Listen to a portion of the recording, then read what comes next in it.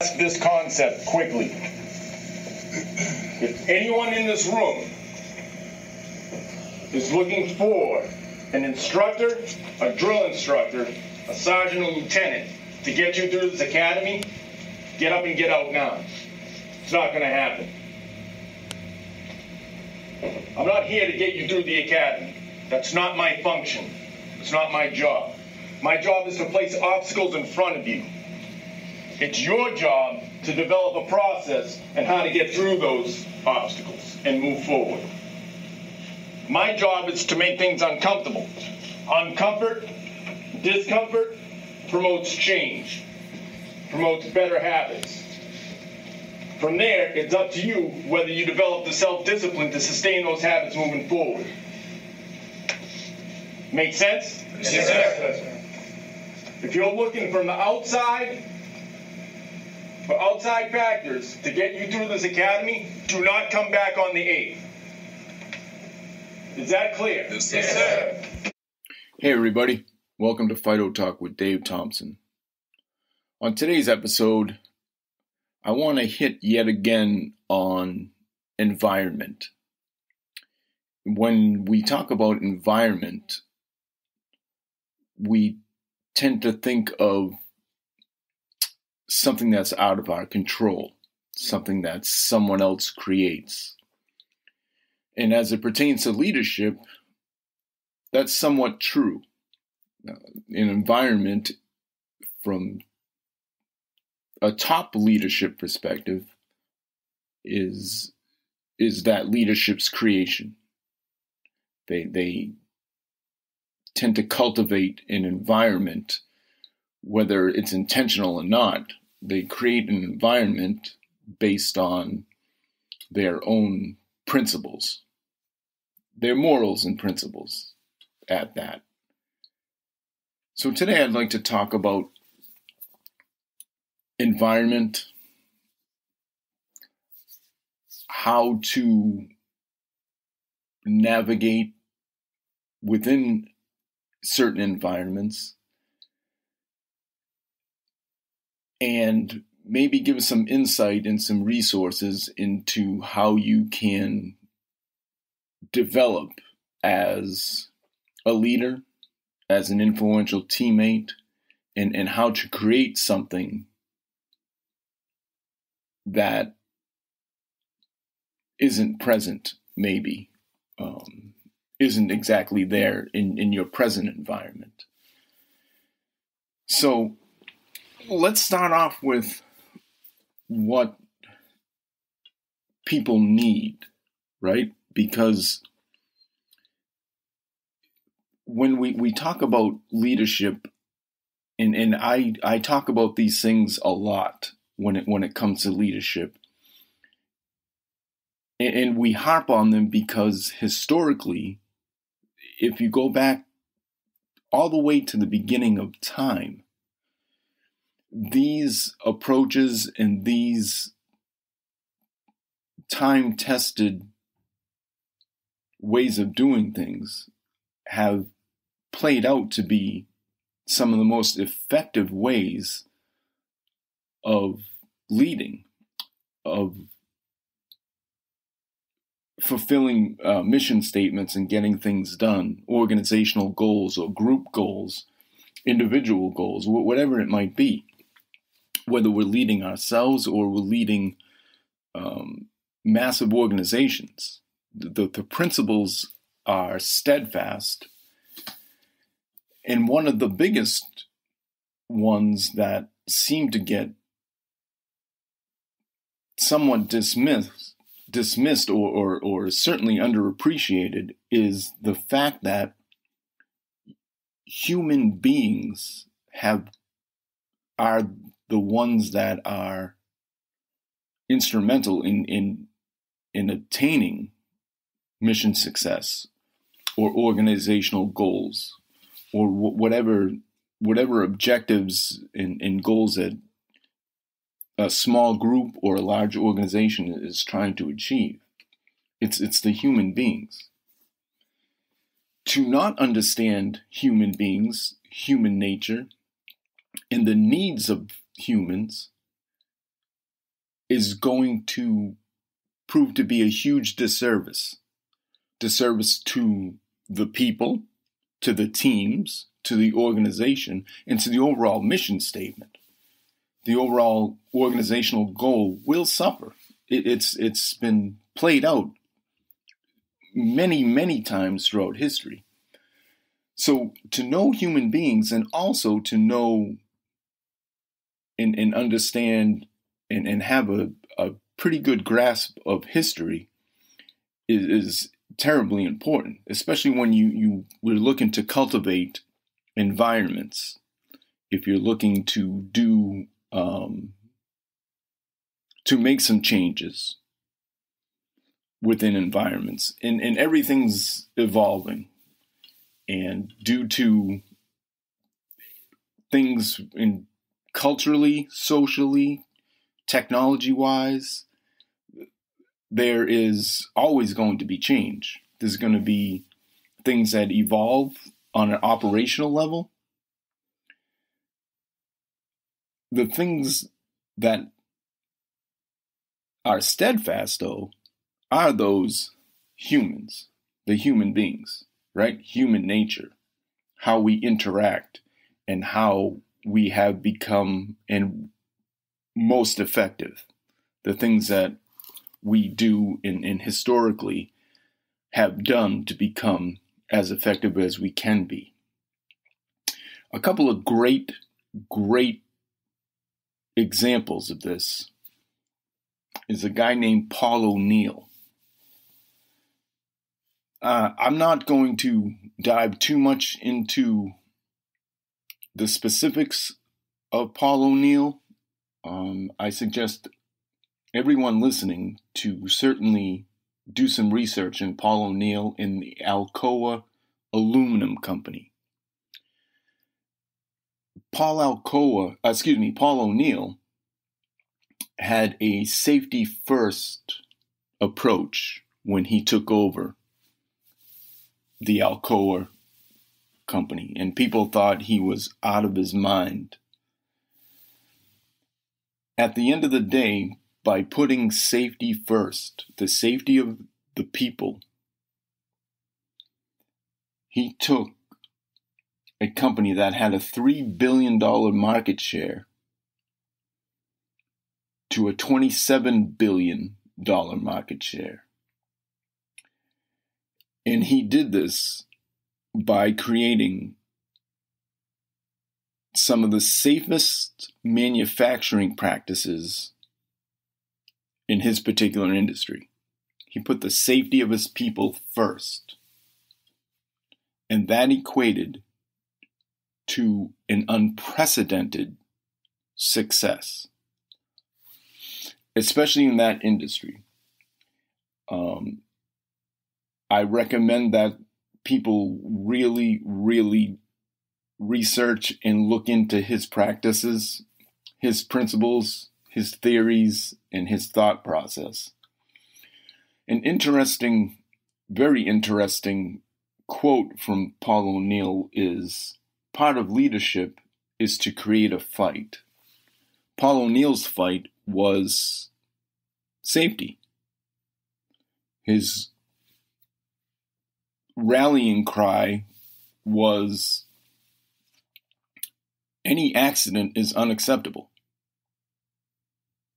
Any unsafe practice is unacceptable. And he influenced an entire organization, a multi-billion-dollar organization. He influenced to create some of the safest work environments in manufacturing. That fulfilled a basic human need. If we look at, again, and I harp on this as well, Abraham Maslow, being safe is a basic human need. Safe, stable, make sure you have food, water, basic human needs. Once those are achieved, then you can work on relationships. Paul O'Neill understood this. He understood these concepts. and he mandated and initiated a huge, huge safety initiative. And it panned out. And it was one of the biggest turnarounds, corporate turnarounds in the history of this country. And it's not, I don't think it's as well known as it should be, but it's a tremendous model. He created a safe environment for his workforce, a safe environment. He encouraged participation. He encouraged people to have the authority to shut things down when they were unsafe. Make people safe. Include them. Make them part of the solution. Give them ownership in creating this safe environment. It's a tremendous story, an absolute tremendous story. To that end,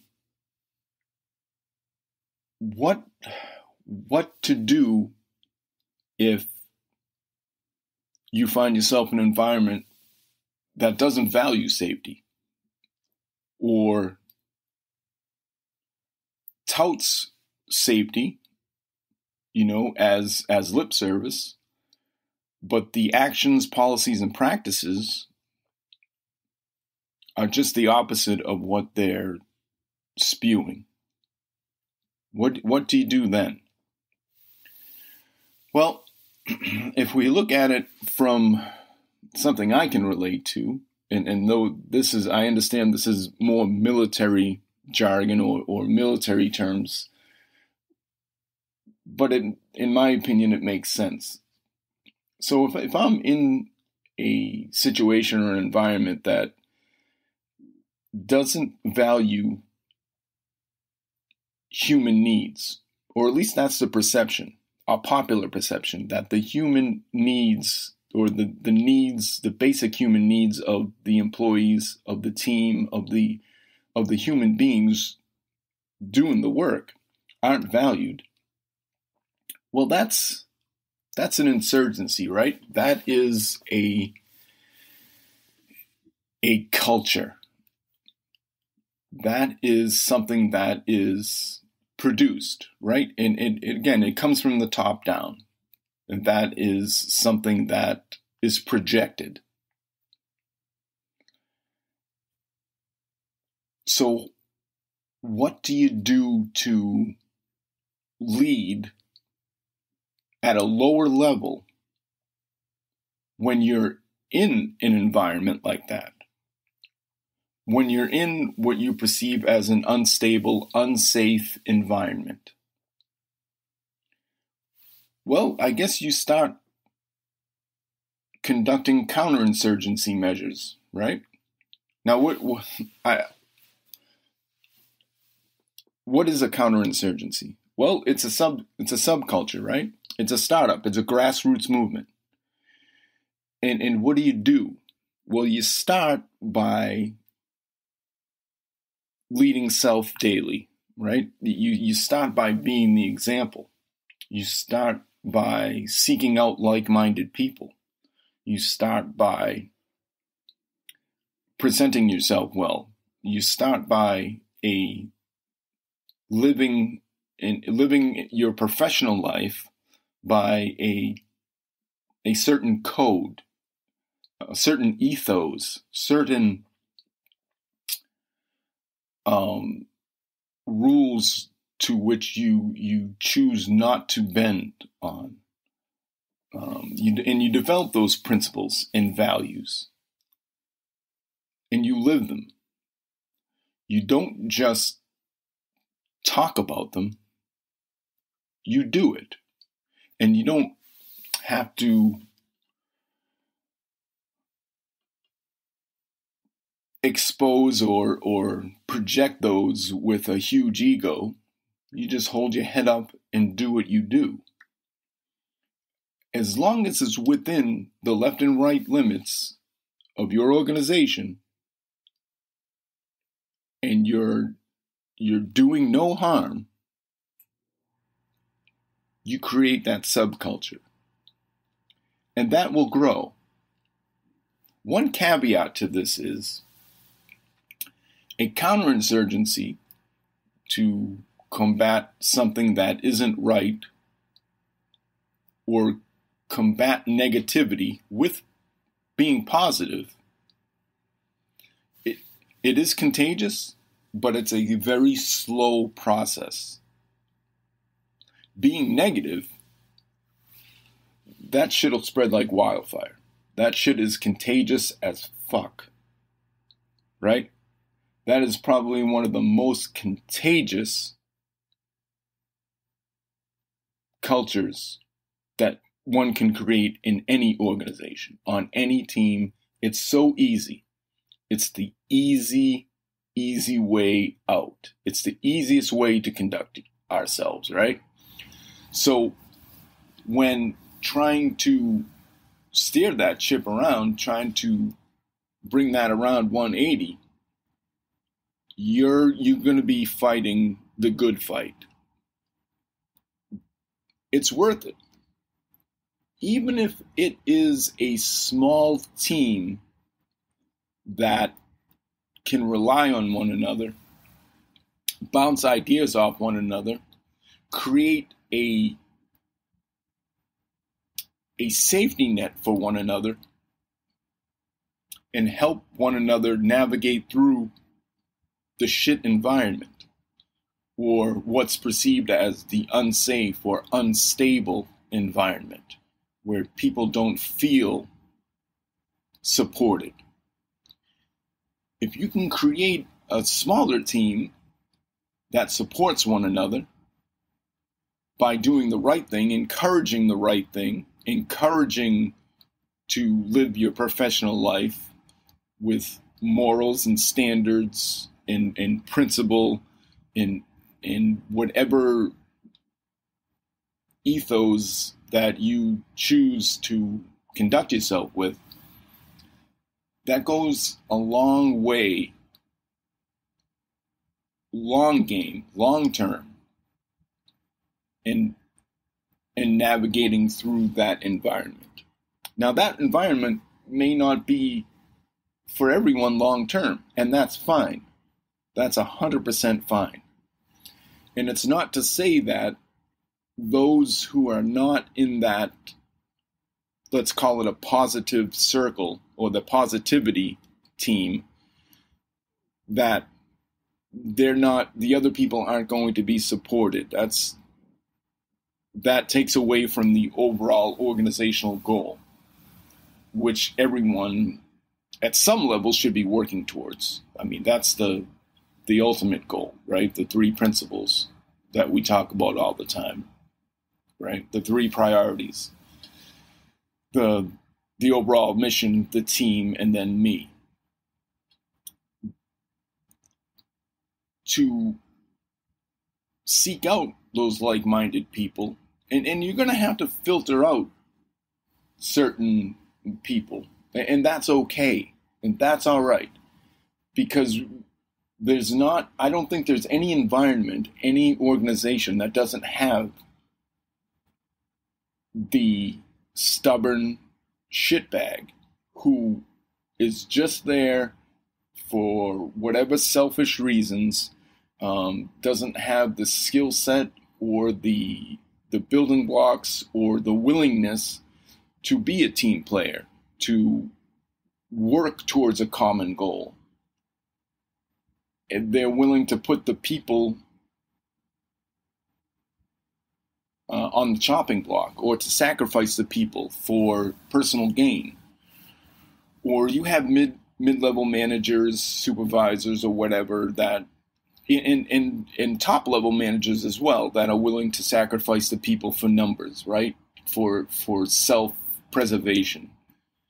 And that's going to happen. And to go into something being naive, thinking that isn't going to happen, is foolhardy. You know, if you look into some philosophy, Marcus Aurelius, one of his quotes was, when he writes every day that he's going to be, and I'm paraphrasing here, that he's going to be met by fools ignorance. He's going to be met by people who dislike him, who are out to harm him, and those type of things. So he knows that going into the day, and we should as well. Knowing that, and then preparing yourself to deal with that is gives you a leg up just on the day-to-day,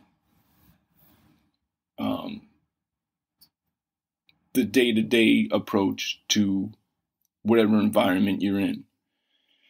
And then understanding that it's your reactions, it's your responses to those crappy environments that makes the difference. It's not the environment, it's not the shitty mid-level frontline or top tier management or leadership or lack of leadership that is the issue on a individual level. It's your response and your reaction to it. Now, are you able to use that shitty environment? Are you able to leverage that into lessons and apply those lessons to yourself moving forward to improve your station in life, to secure your own stability, right? Your own safety, and to provide those things for you at an individual level? You know, those are some things you can, if you don't feel that those things are provided, they have to come from somewhere, right? Or you're going to be using, or you're going to let that fear dictate how you operate on a professional level. And at the end of the day, if that fear is dictating how you operate, it's the chances of that being a professional approach are slim. Like, those chances are pretty slim. So knowing that, I think that probably more subconsciously than not, people at a higher level of management or supervisors use fear. Fear is probably, if not then one of the most powerful human emotions. They use their authority to dictate rules, to change rules, to do as I say, not as I do type of thing. And that certainly can be effective, probably short term though. If you are moved by that at an individual level, if that fear is affecting you and that fear is dictating how you move day to day, that might be something that you need to look into.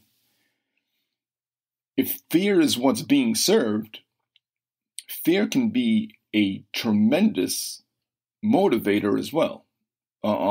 If you're willing to use it to your advantage, if you're willing to use that fear and understand where it's coming from, that it's probably somebody's lack of skills, lack of self-esteem, lack of understanding of human nature, and that's all they have is fear-mongering, and that's creating the shitty environment. That understanding of that can certainly help you move in a positive direction on a very small scale, on an individual scale, and maybe a small team scale if you are setting the example, right? And if you're open to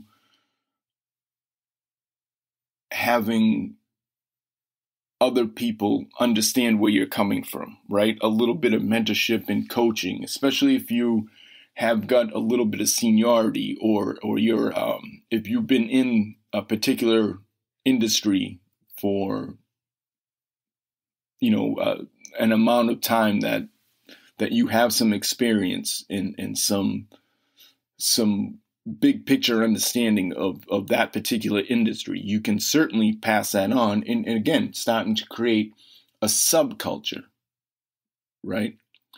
Now, a lot of people will come back to me with, well, why would I want to create that and make the top level managers look good? Well, it's at the end of the day, it's not about them. It's about fulfilling a mission statement. It's about completing a goal. People will be exposed over time, right? One way or another, people will be exposed. It is what it is. There's a guy named Simon Sinek, and he's got some great content out there. He's got some great articles, great presentations, and one of his presentations has to do with a guy named Captain William Swenson and his citation for his Medal of Honor. Again, I'm not going to get into the details of just a quick summary. I highly recommend people research and read this man's citation for his Congressional Medal of Honor. As he was, rescuing people and getting people on medical helicopters or dust-offs for you military folk, he bent down and he kissed a soldier, kissed him on the helicopter, and then took off to continue his rescue efforts. And Sinek, in his presentation, wonders why, in such a harsh environment, why is that level of caring there? And alternatively, why doesn't he see, or why can't he see any of that level of caring in the corporate world or in different industries? Well, it has to do with environment, right?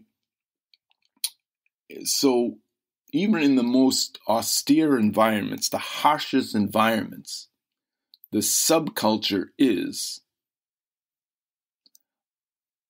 I care deeply for the man to the left and right of me, and we're going to build teams that care very deeply for each other and provide that security, that stability, the basic human needs. And we take care of each other, all the while working towards a mission. And that's what makes the military principles so effective. And that's why they're my go-to. That's why the principles, that's why the priorities that are so fundamental are harped upon, because they're effective. When these same principles are applied to different companies in the civilian side of things, in different industries, when they are not just talked about, not just going to some seminar or some presentation and taking a quick leadership class and thinking, oh, that's a great idea, and then going back and having 4 meetings over it and then nothing getting done. To actually apply the principles, to set in motion a way to create a safe environment for people to develop with latitude in an environment to fail, right? To fail, as counterproductive as that sounds, to fail, to make mistakes, to make decisions, to learn and go through the process. And I know that's a broad statement because some industries, those left and right limits are going to be, more constrictive than others, and probably rightfully so. But the principles remain. The principles remain what they are. If we don't create that, and where you're just using your authority to create an environment to get things done, it's not sustainable. You are going to have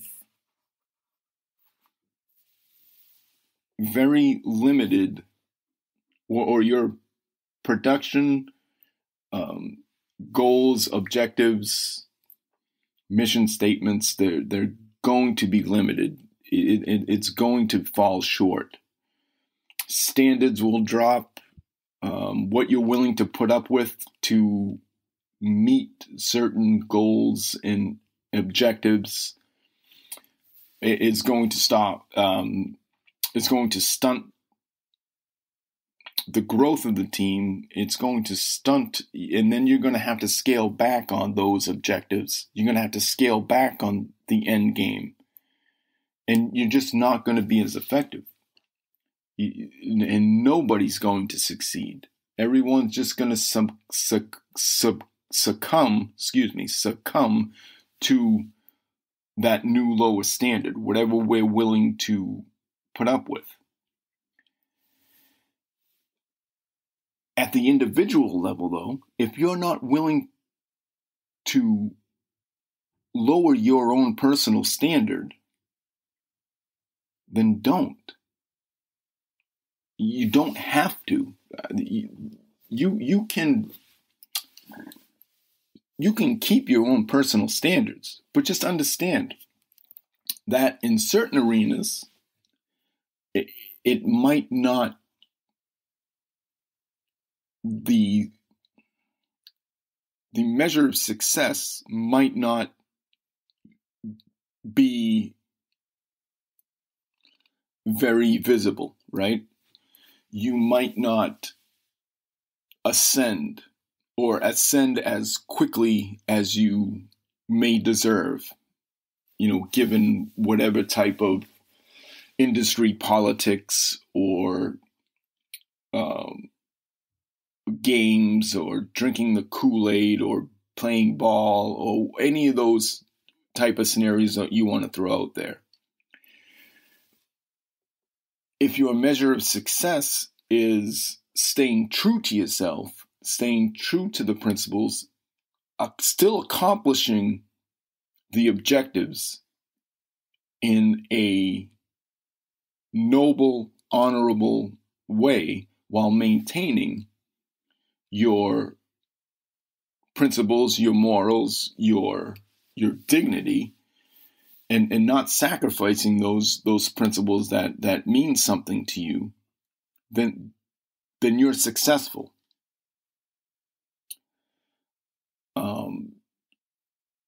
Unfortunately, in today's culture, that measure of success is not a popular one. And that's okay. That's okay. Each individual has a different measure of success. And again, that is perfectly fine.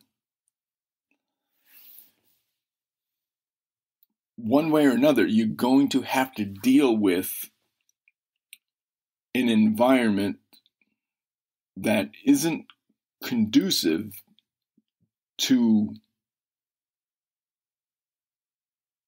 solid principles, right? To values. There's going to be some shady shit. And how you respond to that is going to dictate how you develop your own success. Again, in order to navigate your way through these environments, and even if you are successful, right, at some sort of counterinsurgency, and you see the tide shifting toward a more positive way, one thing you can't do is let off the gas, right? You can't rest on those laurels. Those things that got you there, those principles and those skill sets and those things that you developed have got to be applied and maintained, right? And then they have to evolve. And sometimes the approach while maintaining the principles has to change given different people and different backgrounds and experiences and so forth and so on, in the way people are, in the way people learn, in the way people are coached, in the way people are taught different things. There's a shitload of variables. But at the end of the day, they're all human beings and they have needs, right? They all have needs, including yourself.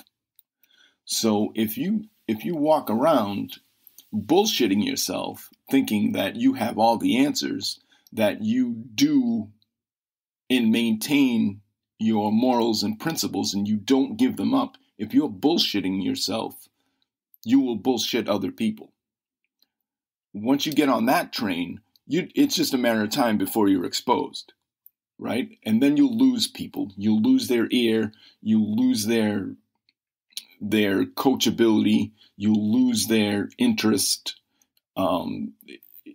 It's just a very ineffective approach. And there's some people out there, and I'm going to be writing about this very soon. And I think we're going to get into maybe some developing a blog with some resources and maybe a weekly email or something like that, where we can certainly talk about some good resources for kind of a leadership development, a personal leadership development at an individual level, where we can really dive into creating some good habits. Nothing earth-shattering. No one's asking anyone to change their entire lives or anything like that. But, making small changes to adapt to different environments, good and bad environments. And as we say a lot, leadership is such a complex subject.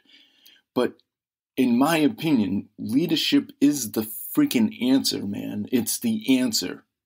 It's the answer on an individual level, on a team level, on a large organizational level. Leadership is the answer. It's the answer for a very ineffective approach in a very ineffective environment. And it's the answer for a very effective environment, a very effective team, a very effective individual. And, as we ascend, if we ascend with principles, with morals, doing things the right way and not sacrificing the true principles and the principles and the priorities and do things the right way rather. And then we move up and then we switch up because of pressure or different roles or more responsibility, and we start to crack. If we switch up along the way, again, people notice, right? Maintaining those principles and maintaining who you are along the way and not giving up and continuing to build skill sets and to learn and to revise and to get feedback and to use the resources and continue to build yourself, that's the answer. People will see that just as much as people will see the switch up. And when they see the switch up, their reaction, it's going to be a reaction. They're not going to take time to have some empathy and respond. They're going to react by labeling you a fraud. That's the way it is. That's the way people act. There's not a lot of empathy out there. There's not a lot of understanding and open-mindedness and playing the big picture, right? Playing the long ball game. It's a lot of narrow-minded, ego-driven, me first. It's a me-centric type culture. And we're seeing that in almost every work environment, every industry going. So to wrap things up today, take a look at improving your environment at an individual level. Think of yourself as your own team, right? How would you like your team to look? How do you expect whatever industry you're in? So if you were to develop a quintessential, a perfect corporate person, a perfect banker, a perfect firefighter, a perfect first responder, how would that look to you? Write it down. Write down the qualities you would look for, that you would hire, that you would promote, that you would fast track, right? What would that be? What kind of tests would they have to do well in and kill it in order for you to hire them, to move them up, to promote them? And once you have that, once you have a clear, good picture of what that is, then go fucking be that. Be that. Right? Because we bullshit ourselves. Right? As much as it is, it may be someone else's fault for creating a shitty environment, or you have to give credit, because if somebody is promoting and developing a great environment, and that's their fault too, right? That's their accomplishment. But it's our responsibility to either work through it, try to instill and invoke some change, or if it's good, to maintain and develop that approach and keep it moving, right? Keep it sustainable. It's still our responsibility as individuals, as team members, frontline, mid-level, and top dogs, where it's our responsibility, whether you like to hear that, whether we like to hear that or not. And our responsibility starts with ourselves and how we respond to it, right? I would, if I could get, the practice of reacting to something, reacting to an environment, if I could throw that out the fucking window, I would. Let's respond, right? And that's the only thing we can control.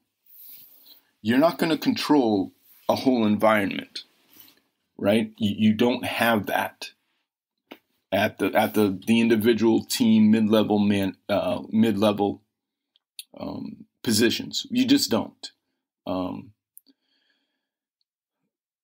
So respond.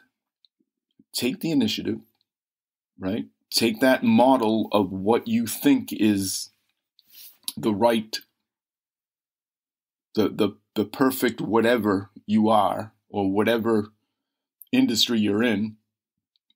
Take that model Keep it fluid, though, right? Because everything changes and evolves. And then be that. Work your balls off to be that. And that's what it comes down to. It takes work, right? It takes work to create a shitty environment. It just doesn't happen overnight.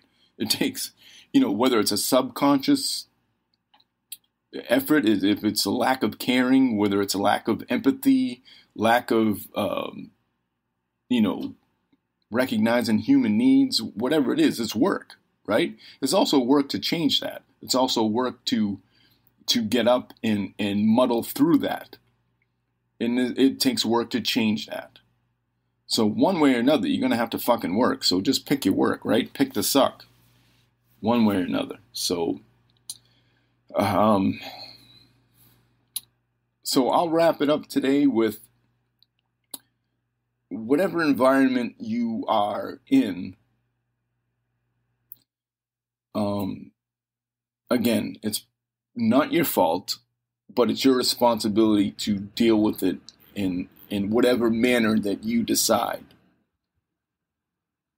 So this is probably the last podcast for the year.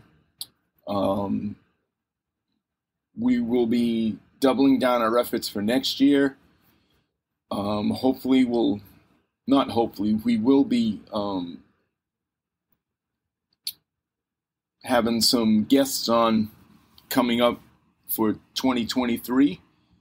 I wish everyone the happiest of holidays, the merriest of Christmases, and the happiest of New Year's. I wish everyone prosperity and health and happiness. And we will be back the 1st of 2023. Thanks for listening. I want to thank everyone for listening to this week's episode of F.I.D.O Talk with Dave Thompson. If you would, please subscribe and review. It helps a lot. Share the word with your friends and family. Have them check it out and provide some feedback. We'd love to hear it. Check us out at barebonesleadership.com for the latest blog and different perspectives on everything leadership. Follow us on the gram and on our newly updated Facebook page. Share your comments, your thoughts, your reviews. Any and all feedback is always welcome. And don't forget, keep kicking those fucking doors in, and as always, F.I.D.O. I appreciate you guys listening. Take care, and see you next time.